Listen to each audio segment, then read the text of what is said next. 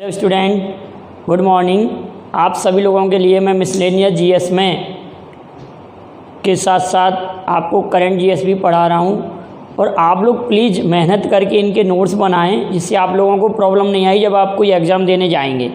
ठीक है, तो साथ साथ में मिसलेनियस जीएस भी चल रहा है और मैं आपको शाम को क्लास भी ले रहा हूँ। जो भी विद्यार्थी मुझसे जुड़ना चाहे कांटेक्ट कर लें। तो उसमें जीएस के कई पोर्शन में पढ़ा रहा हूँ और मैथ रीजनिंग का बेस तो आपका चल ही रहा है।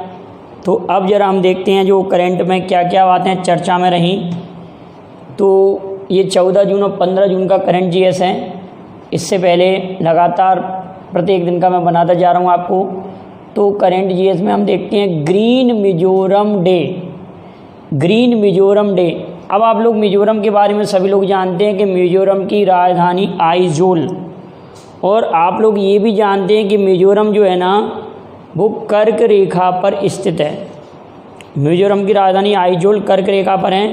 भारत के कितने राज्य हैं? 8 राज्य हैं जो कर्क रेखा पर स्थित हैं। अभी समय रहेगा तो मैं उनकी भी चर्चा करूँगा।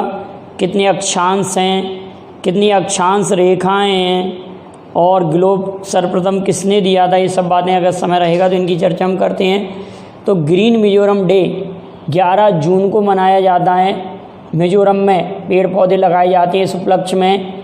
और आप लोग सभी जानते हैं, अभी करंट में चर्चा में रहा था कि भारत का ऐसा राज्य जिसने खेलों को उद्योग का दर्जा दिया है वो राज्य मिजोरम है।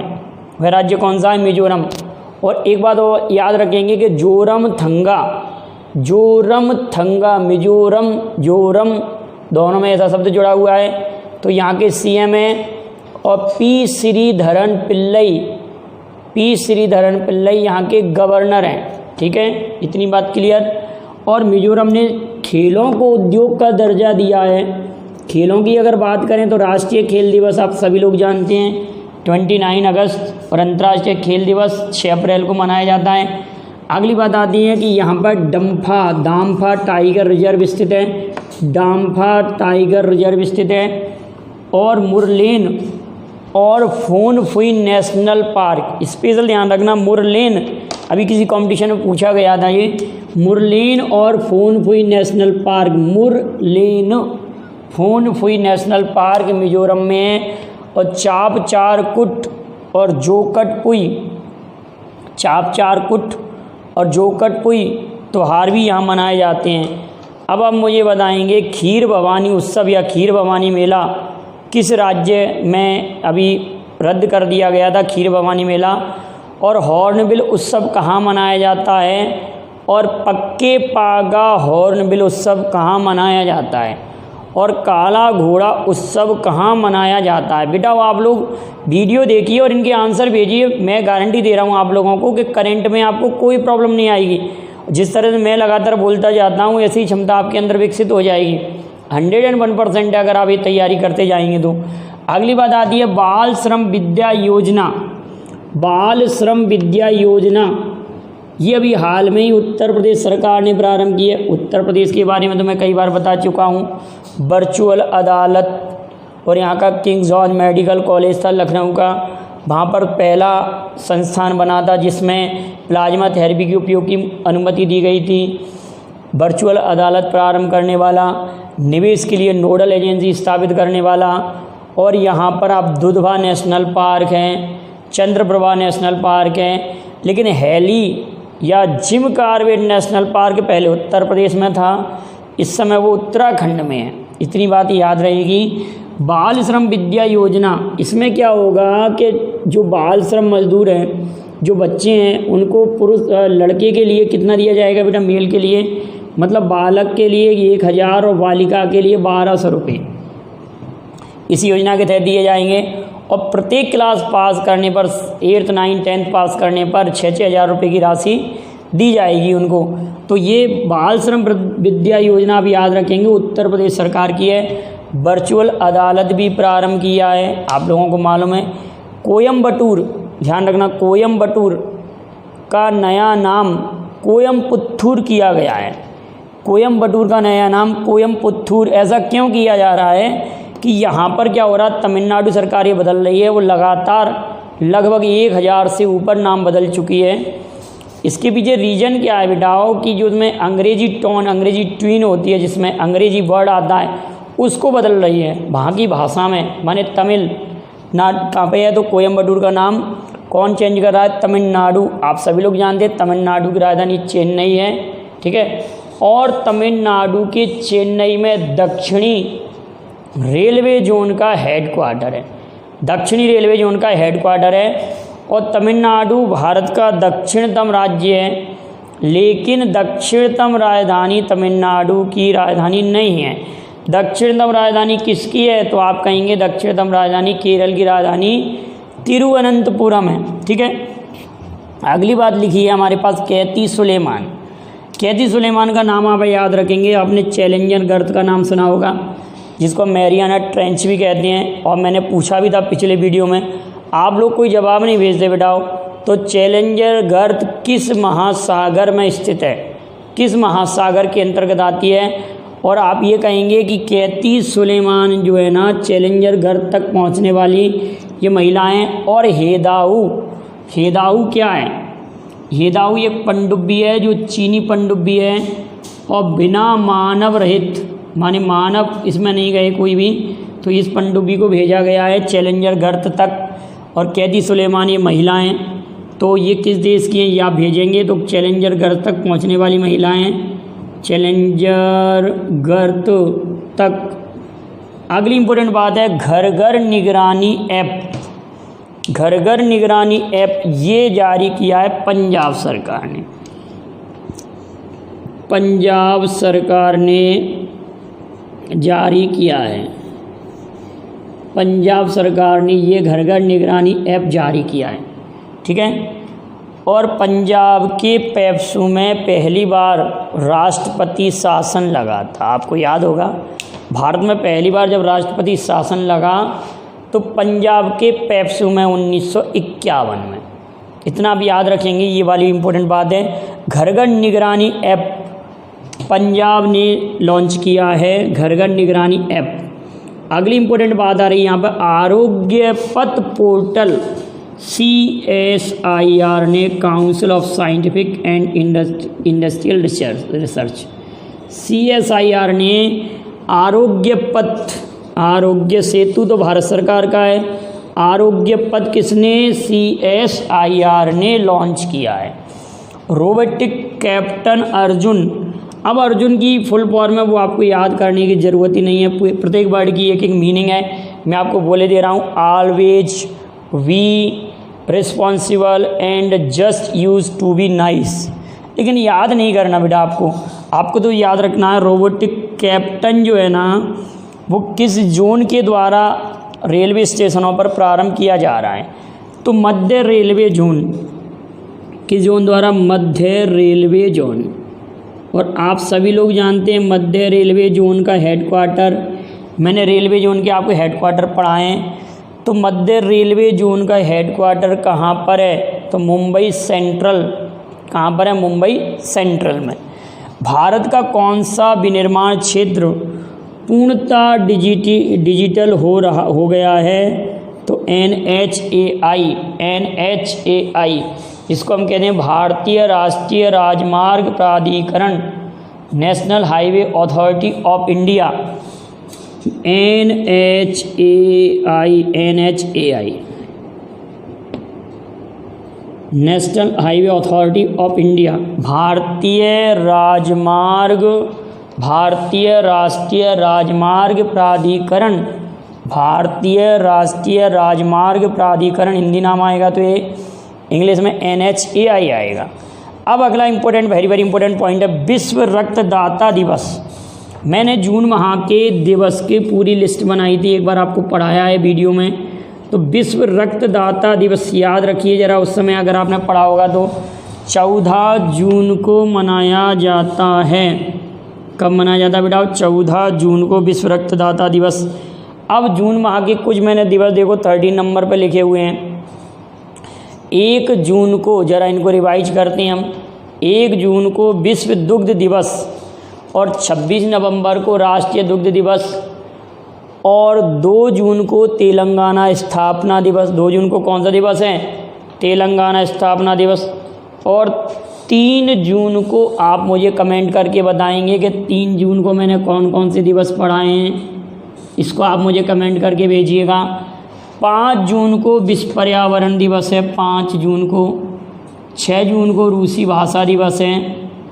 आपको 3 जून को कमेंट करना है। 5 जून को विश्व पर्यावरण दिवस, 2 जून को तेलंगाना, 1 जून को राष्ट्रीय दुग्ध दिवस, 5 जून को पर्यावरण दिवस, 6 जून को रूसी भाषा दिवस, 7 जून को आपको पढ़ाया गया था। 7 जून को कौन सा दिवस था? तो आप तुरंत कह देंगे 7 जून को खाद्य सुरक्षा दिवस। 7 जून को खाद्य सुरक्षा दिवस। 8 जून को विश्व महासागर दिवस। 8 जून को विश्व महासागर दिवस। और 9 जून को विश्व प्रत्यायन दिवस। 9 जून को विश्व प्रत्यायन दिवस। और 10 जून को हम लिख सकते हैं भूगर्भ जल दिवस। 10 जून को क्या लिख सकते हैं, आप नोट करते चलिए, भूगर्भ जल दिवस। एक बार आप जून माह के सभी दिवस का वीडियो देख लेना। 21 जून को विश्व योग दिवस। 14 जून को विश्व रक्तदाता दिवस है। क्लियर है? इतनी बात याद रख लेंगे। और 3 जून का आपको कमेंट करना है कि 3 जून को कौन सा दिवस मनाया, मैंने आप लोगों को पढ़ाया है। और भी 1-2 दिवस और इम्पोर्टेंट लगें। 29 जून को राष्ट्रीय सांख्यिकी दिवस, पीसी महालनोबिस का जन्म दिवस है। 21 जून को विश्व योग दिवस है। इतनी बात यहाँ तक तो क्लियर होगी आप लोगों को। अगली बात यहाँ ये कौन सा 14 जून हो गया, ये international albinism awareness day. Albinism awareness day, international, इसको हम एल्बिनिज्म अवेयरनेस डे, इसको मैं लिखे दे रहा हूँ,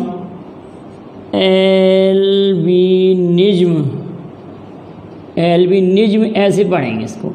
तो इसको आप लोग इंग्लिश मीडियम वाले तो ये याद रखेंगे, हिंदी वाले क्या रखेंगे, अंतर्राष्ट्रीय रंगहीनता जागरूकता दिवस। अंतर्राष्ट्रीय रंगहीनता जागरूकता दिवस ये मनाया जाता है 13 जून को। 13 जून को मनाया जाता है, याद रखेंगे बेटा। कब मनाया जाता है? 13 जून को। इस बार इसकी थीम है मेड टू शाइन। और विश्व रक्तदान दिवस की थीम क्या है? Save blood save life. Save blood save life, याद रखेंगे, सेव ब्लड सेव लाइफ। अगला इंपॉर्टेंट पॉइंट यहाँ लिखा हुआ है, दिव्यांग आंगनबाड़ी कार्यकर्ताओं को कोरोना योद्धा। ये योजना किसने प्रारंभ की है? ये मध्य प्रदेश सरकार ने प्रारंभ की है। तो मध्य प्रदेश सरकार ने बहुत सारी योजनाएं इस बार दी हैं। एक तो कर्मवीर पुरस्कार दिया गया है, किसके लिए? जो कोरोना के लिए लगातार पुलिसकर्मी लगे हुए हैं, कोरोना रक्षा के लिए लोगों को रोक रहे हैं। कर्मवीर पुरस्कार। जीवन अमृत योजना, इसमें त्रिकूट दिया जाएगा, 50-50 ग्राम के पैकेट दिए जाएंगे। जीवन शक्ति योजना, इसमें मास्क बनाए जाएंगे। टॉप पेरेंट्स योजना क्या मध्य प्रदेश की? टॉप पेरेंट्स योजना में ऐसा है कि ये एक ऐप है जो कि विद्यार्थियों को पढ़ाने के लिए सरकार द्वारा जारी किया गया है। संकल्प योजना उमरिया ज़िले में बुजुर्गों के लिए योजना है। दीदी बहन झाबुआ जिले में प्रारंभ किया गया है। FIR आपके द्वार, ये भी मध्य प्रदेश सरकार द्वारा। और आप एक और याद रखेंगे कि टाइम ATM या टाइम बैंक कह सकते हैं, टाइम ATM नहीं, टाइम बैंक प्रारंभ करने वाला भोपाल शहर बना है। टाइम बैंक भोपाल शहर बना है पहला। और बांचा गांव है जो कि बैतूल में है, पूर्णतः सौर संचालित रसोई वाला गांव बना है। क्लियर है बेटा? इतनी बात, यहाँ तक इतनी बात याद रख। अगला है कार्गो इंटरनेशनल का ब्रांड एम्बेसडर। कार्गो इंटरनेशनल एक ऑयल बनाने वाली, लुब्रिकेंट बनाने वाली एक कंपनी है। कार्गो इंटरनेशनल का ब्रांड एम्बेसडर बनाया गया है सोनू सूद। किसको बनाया गया? सोनू सूद। अब आप कहेंगे सर अभी हाल में ही एडिडास का ब्रांड एम्बेसडर मानुषी छिल्लर को बनाया गया है। तो आप मुझे ये कमेंट करके बताएंगे कि मानुषी छिल्लर किस वर्ष भारत की मिस यूनिवर्स के मिस वर्ल्ड कौन बनी है? ये आप लोग कमेंट करेंगे। एडिडास की कौन? मानुषी छिल्लर। याद रखेंगे Adidas Manushi Chhillar. Puma Kareena Kapoor, Puma का करीना कपूर है। रियलमी का श्रद्धा कपूर है। JBL सारा अली खां। और अभी हाल में एक फिल्म कलाकार आप लोगों ने नाम सुना होगा, सुशांत सिंह राजपूत। सुशांत सिंह राजपूत, इन्होंने अपने घर पर आत्महत्या कर ली, ये चर्चा में रहे। और महेंद्र सिंह धोनी के ऊपर जो फिल्म बनी थी उसमें ये इन्होंने महेंद्र सिंह धोनी की भूमिका निभाई थी। और आप लोगों को एक और मालूम होगा, केदारनाथ फिल्म में भी ये थे। और पवित्र रिश्ता नामक नाटक में भी इन्होंने भूमिका निभाई थी। तो सुशांत सिंह राजपूत का नाम याद रखेंगे हम लोग, इतनी बातें याद रखेंगे बेटा। तो मेड टू साइन इस दिवस की थीम हो गई, ये पूरे दिवस मैंने आपको रिवाइज करा दी। ऐसे आप लोग जोड़ के याद करिए। टोनी ड्यून जिनका भी हाल में ही निधन हुआ है, ये फुटबॉलर हैं और किस देश के? आयरलैंड की राजधानी क्या है? डबलिन। आयरलैंड की राजधानी क्या है बेटा? डबलिन। गुलजार दहलवी एक उर्दू कवि हैं जिनका भी हाल में ही निधन हुआ है। और भारत की एक उर्दू साइंस पत्रिका के ये संपादक थे जिसका नाम था साइंस की दुनिया। उर्दू पत्रिका के ये संपादक रहे जिसका नाम है साइंस की दुनिया। अब आप मुझे बताएंगे कि 1857 के विद्रोह को अपनी आँखों से देखने वाला उर्दू शायर या उर्दू कवि कौन है? उसका नाम आप मुझे कमेंट करके भेजेंगे। अगली बात आती है ए बर्निंग, एक उपन्यास है जिसकी लेखिका मेघा मजूमदार है। कौन है? मेघा मजूमदार। अगली इंपॉर्टेंट बात आ रही है कि गुजरात में डबल डेकर कंटेनर वाली ट्रेन किस राज्य ने चलाई है? तो गुजरात राज्य ने चलाई है। गुजरात के बारे में तो आप सभी लोग जानते हैं, कच्छ का रण गुजरात में है। कच्छ का रण कहाँ पर है? गुजरात में। कच्छ के रण में एशियाई गधे पाए जाते हैं। और गुजरात में गिर नेशनल पार्क है। गिर नेशनल पार्क में एशियाई बब्बर शेर भी पाए जाते हैं। और गुजरात भी कर्क रेखा पर स्थित है। गुजरात की राजधानी आप लोगों को मालूम है, गुजरात की राजधानी भी कर्क रेखा पर स्थित है। भारत के 4 राज्यों की राजधानी कर्क रेखा पर स्थित है। गुजरात की राजधानी, मध्य प्रदेश की राजधानी, मिजोरम की राजधानी और झारखंड की राजधानी। तो राजधानी के नाम तो आपको मालूम ही है, तो आप उसमें कोई बड़ी बात नहीं है, वो तो आपको याद होगा। 4 राज्यों की राजधानी और 8 राज्य कर्क रेखा पर हैं। क्लियर है? तो डबल डेकर कंटेनर वाली ट्रेन कहाँ चलेगी? गुजरात राज्य में। अगली बात आती है छात्रावासों के लिए ISO प्रमाण पत्र। छात्रावासों के लिए ISO प्रमाण पत्र। अब इस ISO की फुल फॉर्म आप लिख के मुझे बताएंगे क्या होती है। ये प्रमाण पत्र प्राप्त करने वाला राज्य ओडिशा नाम हो गया है और ओडिया भाषा का नाम हो गया है। तो आप लोग चिल्का लिखा हुआ सभी लोग जानते हैं। चिल्का खारे पानी की सबसे बड़ी झील है और ये भारत की सबसे बड़ी झील भी है। ठीक है? और भारत की सबसे बड़ी लैगून झील भी चिल्का ही है। सिमलीपाल राष्ट्रीय उद्यान है। कटक राष्ट्रीय चावल अनुसंधान संस्था स्थित है। भीलर द्वीप को नाम कर दिया गया कलाम द्वीप। अग्नि मिसाइल यहाँ से प्रक्षेपित की जाती हैं। भारत का अग्निमैन, भारत का मिसाइल मैन किसको कहते हैं? भारत का मिसाइल मैन किसको कहते हैं? APJ अब्दुल कलाम को भीलर द्वीप का नाम भी किया गया है। मो जीवन और मो प्रतिभा पहल भी उड़ीसा सरकार ने प्रारंभ की है। सतकोसिया टाइगर रिजर्व, याद रखना बेटा, सतकोसिया दाम्फा मिजोरम का हो गया और सतकोसिया कहाँ का हो गया? उड़ीसा का। सतकोसिया उड़ीसा में है। गहिरमठ वाइल्ड लाइफ सेंचुरी भी उड़ीसा में। और अभी आप लोगों ने देखा होगा उड़ीसा में एक सावित्री राठौर उच्च न्यायालय की, उड़ीसा उच्च न्यायालय की ये न्यायाधीश बनी है, मुख्य न्यायाधीश नहीं है। तो उड़ीसा उच्च न्यायालय के मुख्य न्यायाधीश कौन है? उनका नाम और आप नाम भेजेंगे। ये न्यायाधीश बनी है बेटा वहाँ पर। शाहिद अफरीदी अभी चर्चा में थे। ये शाहिद अफरीदी पाकिस्तान के ऐसे क्रिकेटर हैं, पहले ऐसे क्रिकेटर हैं किसी देश के जो कोविड-19 से प्रभावित पॉजिटिव पाए गए हैं। ये पाकिस्तान के क्रिकेटर हैं। और आप लोग जानते हैं अफरीदी नामक एक जनजाति भी होती है जो पाकिस्तान में मिलती है। अफरीदी जनजाति का भी टाइप है। आयशा मुगल कौन है? आयशा मुगल कौन है? ये कौन है? एक्स जेंडर हैं और ये UN में पाकिस्तान की ओर से सचिव नियुक्त हुई हैं, UN के प्रमुख नियुक्त हुई हैं पाकिस्तान की ओर से। सना मीर महिला क्रिकेटर हैं, इन्होंने संन्यास लिया है। राहुल देव पाकिस्तान की वायुसेना में सम्मिलित होने वाले पहले भारतीय हैं। पहले मतलब भारतीय नहीं, पहले हिंदू। राहुल देव भारतीय नहीं, हिंदू। आरिफ अलवी कौन है? पाकिस्तान के राष्ट्रपति हैं। अब आप मुझे लिख कर भेजेंगे कि भारत और पाकिस्तान की कितनी लंबी सीमा रेखा है जो एक दूसरे को टच करती है। भारत पाकिस्तान के मध्य आप सब लोग जानते हैं रेड क्लिफ रेखा है। रेड क्लिफ भारत पाकिस्तान 49वीं समांतर रेखा, यूएसए कनाडा 38वीं उत्तरी कोरिया दक्षिणी कोरिया, 70वीं समांतर रेखा उत्तरी वियतनाम दक्षिणी वियतनाम, 24वीं समांतर रेखा भी भारत पाकिस्तान। लेकिन आप ये बताएंगे कि भारत पाकिस्तान के मध्य कितनी लंबी सीमा रेखा है और भारत की सीमा से लगे कितने राज्य ऐसे, कितने देश ऐसे हैं जो लैंड लॉक्ड हैं, कितने देश ऐसे हैं जो लैंड लॉक्ड हैं। अब आप लोगों के लिए थोड़ा सा 2 मिनट में इसकी चर्चा करता हूँ अक्षांश और देशांतर रेखाओं की। तो थोड़ा सा मैं यहाँ प्लेस बना रहा हूँ, आप प्लीज़ आप समझने का प्रयास कीजिए। ये मैंने बनाया, तो अगर ये रेखा हमारी 0 डिग्री है, मैं किसी ने इसके लिए अलग से आपके लिए वीडियो बना दूंगा, तो ये 0 डिग्री अक्षांश रेखा है बेटा। तो ऐसे ऐसे करके ये अक्षांश अगर हम ऐसे चलते जाएंगे तो 89 अक्षांश हो जाएंगे यहाँ तक, और ये नॉर्थ पोल हो जाएगा, और इसी तरह 89 नीचे हो जाएंगे 1 डिग्री पर, और ये हो जाएगा हमारा साउथ पोल। तो अगर आपसे ऐसे कहते हैं कि कुल अक्षांश कितने हैं, तो अक्षांश तो आप 90 ऊपर 90 नीचे, 90 धन 1, तो 181 अक्षांश होते हैं। ध्यान रखना अब इस बात को। अक्षांश कितने होते हैं? 181 अक्षांश 181 होते हैं। लेकिन अक्षांश रेखाएं होती हैं 179।